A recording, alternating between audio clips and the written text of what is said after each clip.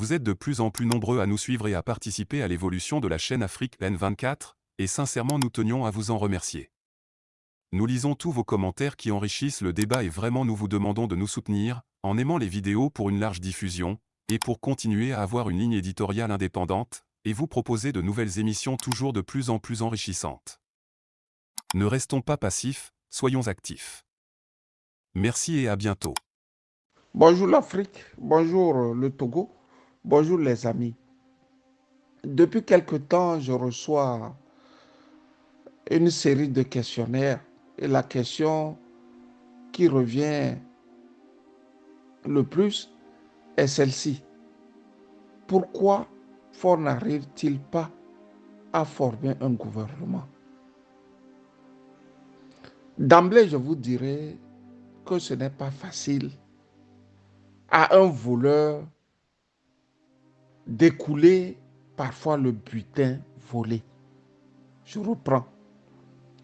Parfois, il arrive au voleur d'avoir toutes les difficultés pour écouler le butin volé. Pour la simple raison que le vol parfois est facile. Parce que tu le fais tout le temps. Tu as la stratégie pour aller voler ce qui ne t'appartient pas. Prendre ce qui ne t'appartient pas. Mais le défi ici est d'écouler le butin volé. Parce que là, il faut être très intelligent. Soit tu es en train d'écouler le butin et par tes actes, on sent que au fait, tu l'as volé ce butin. Ou soit le butin en lui-même a été un butin qui appartient à quelqu'un. Et curieusement, la personne reconnaît, ah ben, ce butin m'appartient. Et là, tu dois t'expliquer. Ce n'est pas facile d'écouler un butin volé. Ce n'est pas facile d'écouler un butin volé. C'est à ça Faure se trouve. Et c'est dans cette situation, Faure se retrouve. On pense que une personne, soit dit-on en passant président, ou roi, ou prince, peut se lever et faire le coup que Faure nous a fait, sans avoir les retombées. Ce n'est pas facile. Ici, on parle du peuple. On ne parle pas de ce que tu prends à ta femme, à ton père, à ta mère, à tes frères, à tes soeurs.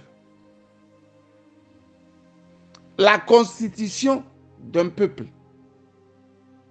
ce n'est pas la maison que tu arraches par force aux autres frères. Ce n'est pas l'argent que tu arraches par force à ta femme. La constitution, c'est l'âme de tout un peuple. Donc, tu ne peux pas te lever pour la simple raison que tu as quelques godillots en armes, pour la simple raison que tu as des relais dans le monde entier. Dans la plupart des cas, ces relais, c'est d'habitude des ripoux qui te conseillent mal et qui te disent fais ceci ou fais cela. Si tu le fais en famille, il n'y a pas de problème. Et là aussi, quand je dis il n'y a pas de problème, des fois, c'est une bataille rangée, c'est une guerre. Mais lui, il est allé jusqu'à faire ce que Mobutu désiré n'a pas pu faire.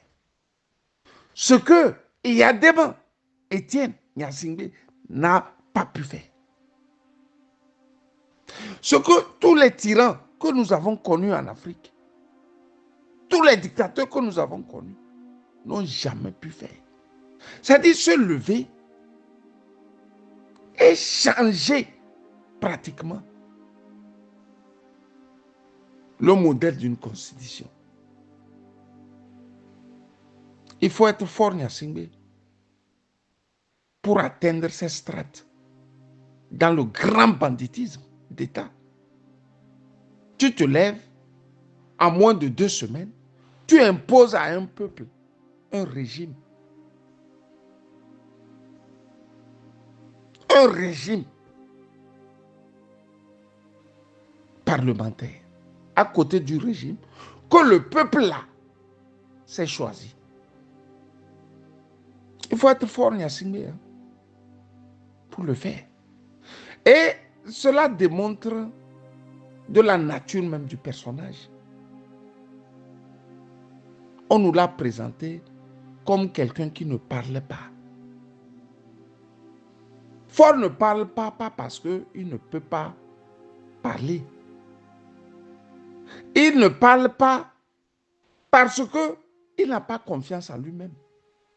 Et méfiez-vous des gens qui n'ont pas confiance en eux-mêmes.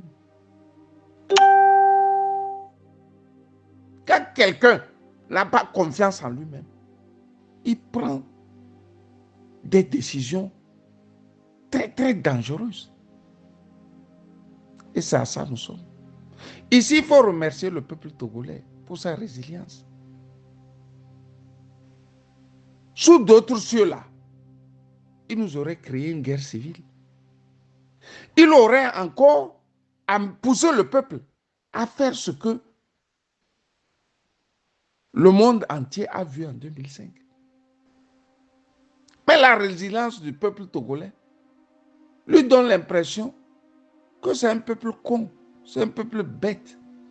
C'est un peuple qui s'est aplati et lui là, ses 2 pieds dessus. Quand j'ai fini de vous lister tout ça là, vous pouvez lire pourquoi il n'arrive pas à écouler le butin.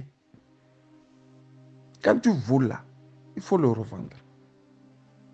Mais à qui il va revendre le gouvernement? Au peuple togolais ou à ses amis de l'extérieur? D'abord, quand tu vas au Parlement, ils sont 108 là-bas contre 5. Ça fait un peu bizarre, non? Mais c'est quel Parlement dans ce monde? Vous débarquez, il y a 108 laudateurs qui crient à Hu et à Dia, qui sont en train de construire une nation, de bâtir une nation. Et tout à côté, il y a quelques 5 lugubres qui regardent. Vous voyez très bien que c'est déjà mal parti. Secondo, il y a ce que moi j'appelle la paresse. Et ces gens ici qui avaient eu à le dire, les Togolais ne l'avaient pas bien noté, mais je l'ai gardé en moi.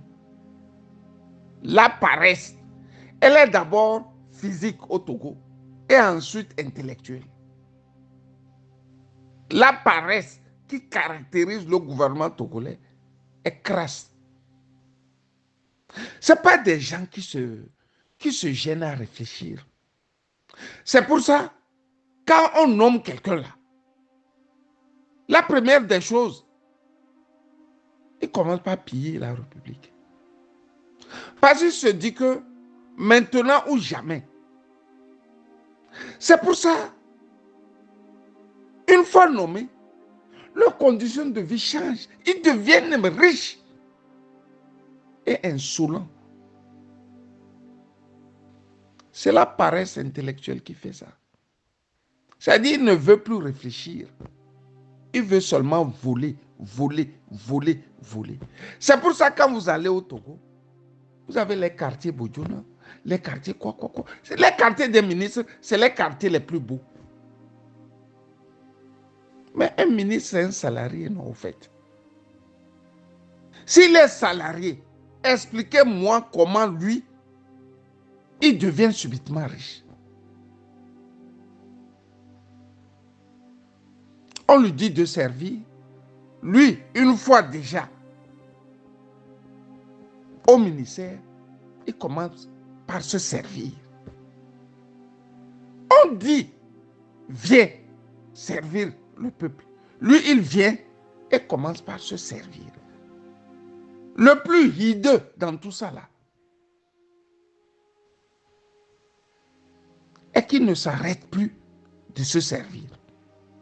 Il se sert, il se sert, il se sert. Il se sert à telle enseigne qu'il n'a plus le temps de réfléchir. Fin de course, vous voyez un pays en lambeaux. Je dis en lambeaux. Secondo, la paresse physique.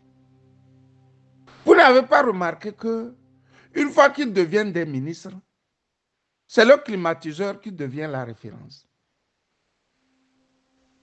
Chez lui, il faut que tout soit au millimètre près. Ça doit être millimétré.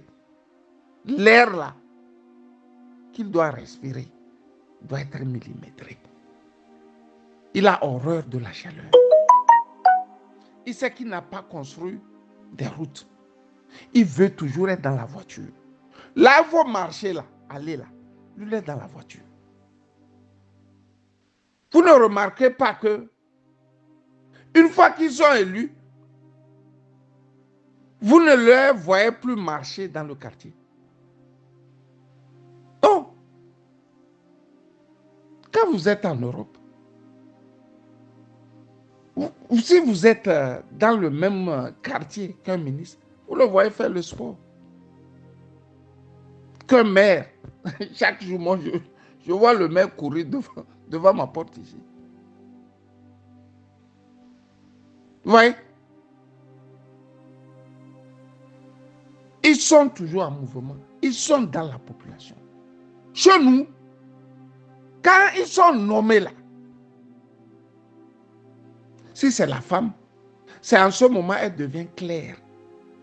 Celle-là qui a une peau noire là, en 2 mouvements, la peau commence par devenir claire. Vous voyez? Les hommes, patatras. Pourquoi ils n'arrivent pas à former un gouvernement? Vous savez, la Belgique nous a prouvé, il y a quelques 8-9 ans, je crois, qu'un pays assis démocratiquement peut vivre sans gouvernement. Pendant 2 ans, ils se tapaient dessus au Parlement belge, à telle enseigne que le pays est resté sans gouvernement. Et rien ne s'est passé.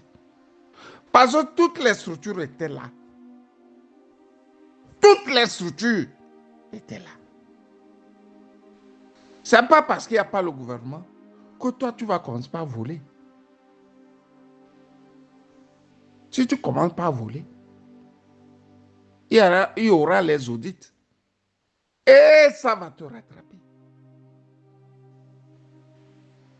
Mais contrairement à ce que nous voyons au Togo, ils n'arrivent pas à asseoir un gouvernement. Pour la simple raison que le départ est fauché. C'est un départ fauché, faussé. Il n'y a rien qui puisse lui permettre d'asseoir un gouvernement. Parce que nous sommes dans un pays pratiquement en crise. Asseoir un gouvernement aurait été la priorité. Ne serait-ce que changer les vieux voleurs là pour amener de nouveaux voleurs. Mais comme il a une constitution que lui-même ne connaît pas, il veut garder les vieux voleurs. C'est son bouclier, ces gens-là. Ils peuvent le protéger mieux que les nouveaux sans expérience. Fin de course, il met toujours à demain. Demain, je ferai. Après-demain, je ferai. Et puis le temps passe. Ford n'a jamais pu marcher avec le temps. C'est là, vous constaterez qu'il est un paresseux. Quand on le dit, les gens pensent qu'on l'insulte. Non. C'est un prince paresseux. C'est pour ça qu'il a du mal à être en contact avec son peuple. Au contact de son peuple, il ne sent pas à l'aise. Regardez les incendies. Regardez les inondations. Vous l'avez vu là-bas. Des fois, c'est derrière sa porte, sa fenêtre, que le feu brûle. Lui, il ne va pas. Allez là-bas, là. Non, non, non, non. Quand il y a les inondations, oh là, c'est trop sale. Parce qu'il sait que il n'y a pas un système d'égout. Les gens défèquent dans l'eau et l'eau des inondations retourne encore dans leur maison. Il fera horreur de ça. Il sait que quand il va mettre ses pieds là, il sera envahi par les microbes. Donc, il préfère se tenir loin de son peuple. Mais, le troisième motif, pour ne rien faire, afin de sortir un gouvernement de son chapeau, est que il y a beaucoup qui doivent retourner l'ascenseur. Tous ces gens-là, Abaska Boualé, Innocent Kagbara, tous ces gens-là qui se sont levés comme un seul homme pour traquer le peuple avec la nouvelle constitution, attendent. Il faut donner à chacun un peu, un peu, un peu, un peu, un peu, un peu. Mais qui donner quand il n'y a plus rien à donner? C'est là le problème. Parce que ces gens-là aussi attendent. C'est nous qui avions mouillé le maillot pour qu'il y ait un régime parlementaire. Nous voulons aussi quelque chose. On doit nous faire quelques petits gestes. Aujourd'hui, demain, on met les noms, on enlève, on ajoute certains, on regarde, on ne sait plus quoi faire.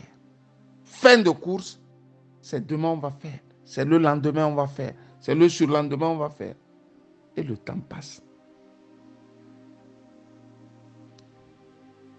Quoi trop maintenant? Quand il regarde à gauche, à droite, devant, par derrière, il ne sait pas donner un exemple en Afrique où il y a un tel régime. Il est lassé par le butin. Il tient ça et puis lui-même il est lassé. Les Bassards disent, il a volé, il ne sait même plus quoi faire avec. C'est dans ça il est. Vous voyez, c'est devenu une charge. Il y a des choses qu'il ne faut même pas commencer. Alain Foka a beau dire de trouver une formule propre à l'Afrique. Je crois qu'il était sincère, Alain Foka. Mais quand tu vis avec un dictateur qui n'a aucune sincérité, il faut savoir parler. Parce que ce que toi tu dis, vrai et bon, qui pouvait aider, le dictateur lui prend ça en son propre compte. Fin de course. Tu es sali comme le dictateur aussi en question. Fort ne pourra rien faire. Si vous lui ajoutez 100 ans, le Togo va se désagréger chaque jour qu'il va être au pouvoir. Ce n'est pas qu'il veut, il ne peut pas. Il ne peut pas. Mais devenir président et être un bâtisseur ensuite, il y a une différence. Hein. N'est pas président qui le veut, mais qui le peut. Lui là, il s'est arrogé ce titre. Et vous voyez ce qu'il est en train de faire contre son propre peuple. Quand j'ai dit ça, j'ai voulu vous dire qu'on n'a pas les mêmes agendas. Les Togolais, eux, attendent un gouvernement. Fort, lui, il attend les services secrets qui pourront davantage protéger son régime. Entre un régime qui ne veut pas s'en aller et un peuple qui a des attentes, les lendemains ne sont pas roses que ça. Bonne journée à toutes et à tous. Camus Sali. Likez la vidéo si ce n'est pas déjà fait. Laissez aussi votre point de vue en commentaire. Abonnez-vous et cliquez aussi sur la petite cloche de notification pour ne rien rater de nos prochaines vidéos. N'oubliez pas de partager aussi la vidéo et de la liker.